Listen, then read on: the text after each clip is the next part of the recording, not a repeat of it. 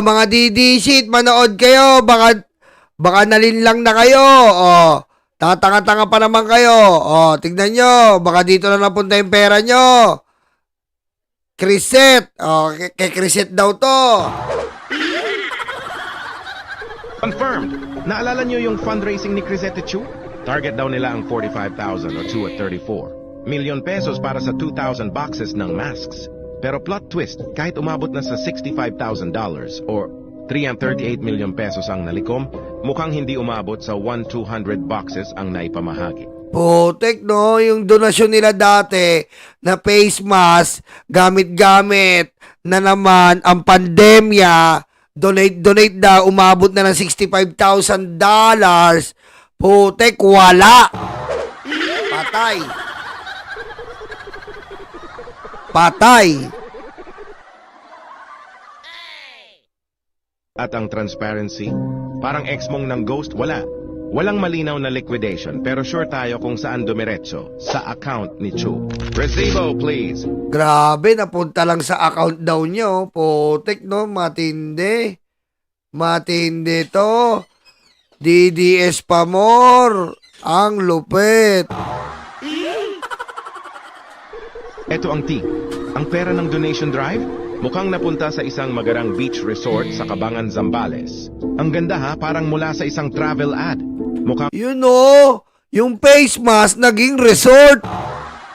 DDS! DDS pa more. ang donation drive goals ang peg. Sino ba ang ayaw ng ganitong business model? Donasyon ang Ayan no. Tapos ayan no. Happy 24th anniversary be. Aba, pa-abroad ang Malaysia. Sarap. Ang sarap. unan, luxury ang balik. Kaya pala todo effort si Chu sa paninira kay speaker. Hindi lang pala dahil loyal supporter siya, may suhol pala. At ito ang chika, si Crisette daw ang special friend with extra service ni Duterte. Oy, special friend! Pakangkong! Ano ba yan? Pakangkong! Pakangkong daw kay Duterte! Ano ba yan? Ay, pala eh. Tsaka ito yung nagsabi kahit... Tsaka ito pala, kaya nagigets ko na ngayon. Kaya nasabi niya na pati daliri ni Duterte sa paa, hahalikan niya. Pakangkong!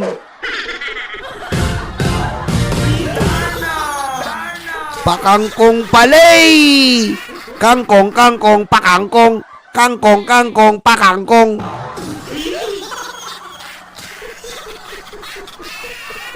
Kaya pala todo effort si Chu sa paninira kay speaker. Hindi lang pala dahil loyal supporter siya, may suhol pala. At ito ang chika, si Crisette daw ang special friend with extra service ni Duterte.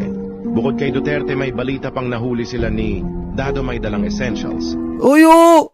Pute ko! Kasama pa si Dado!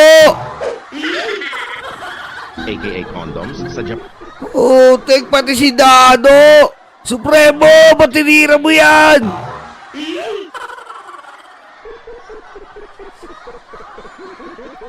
Pati si Supremo tumitira rin! Siyempre for protection pero hindi sa masks. Kung gusto mong maging certified DDS, ganito ang galawan. Donation drive kuno, tapos sariling interest ang inuna. Tama, ganyan sila eh. O, tignan mo. Target amount, $45,000. Tapos, 65,000 yung na-raise. Tapos, pinangbili lang ng resort sa Zambales. Sabi daw, puday lang ang puhunan. Puday, puday, puday. Pudadadadadaday. Puday, puday, puday. Pudadadadadaday. Pakangkong ng pakangkong. Pakangkong ng pakangkong. Pakangkong ng pakangkong. Pakangkong ng pakangkong. Puday, puday, puday. Puday, puday, puday, puday. Puday, puday, puday. Napupupupupuday. Parang si Crisette na kayang gawing negosyo kahit Sausaw, suka, mauletaya. Sausaw, suka, maule, taya. Sausaw, suka, maule, taya. Ang donasyon from masks to beach resorts. So, tingnan mo from mass to beach. Literal na beach. Puday, puday, puday. Pudadadadadaday. Puday, puday, puday. Pudadadadadaday. Pudadadadadaday. Puday, puday, puday, puday, puday, puday. Literal na beach. Mula face mask hanggang sa ginawa talagang literal na beach.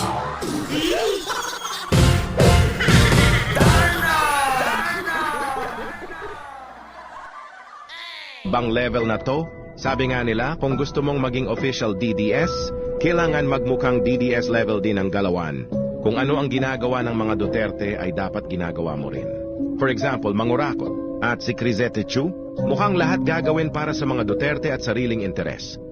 Grabe idol si Digong, idol din ang gagawin niya, mangurakot.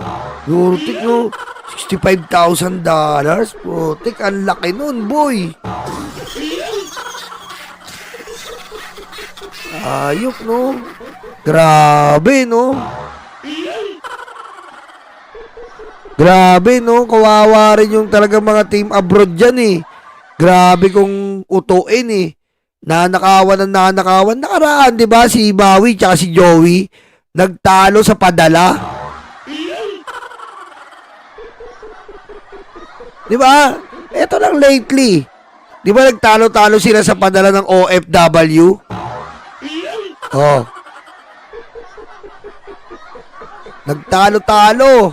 Puday, puday, puday. Pudadadadadaday. Puday, puday, puday. Pudadadadadaday.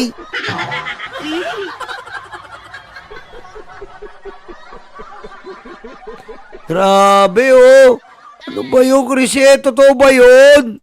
Putik donasyon binili ng resort. Face mask. Sheesh.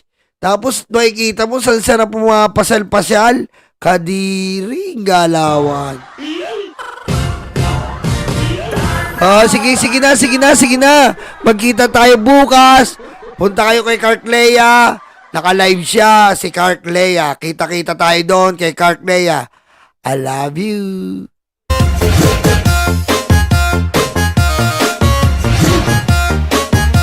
I love you mga libag, mga karayuma. Pabayo-bayo, finger-finger, like... Check it out, here we go, let me say it. Jacks on wax, make the just wanna play it. The front, and the back, and the back, and the hip, the up, and the front, and the back. Every single line on time, you admire. Stays in your brain like... Kaya punta kayo dito Sekretary ka pa. Punta kayo dito kay Cartlea, pupunta ako dito. Punta kayo kay Cartlea. Thank you. Dito po kay Cartlea, dito. Punta kayo, pupunta ako dyan. When it's fire, here I am all the time, girl, you know me. I must admit, I'm the real one. No good, can't you see? Father Louie, Louie, Louie. I'm in love, such a freak. She's only looking to me. Really love breaks her heart, father.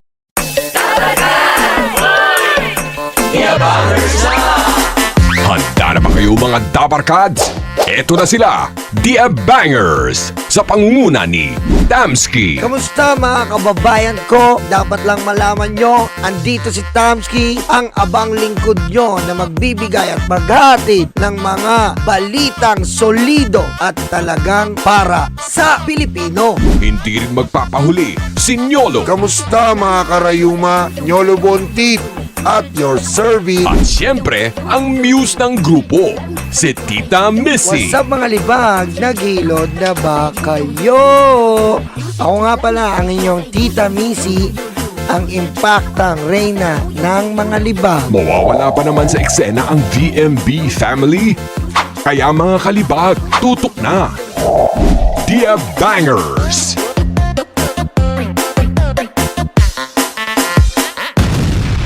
Kabahan na kayo.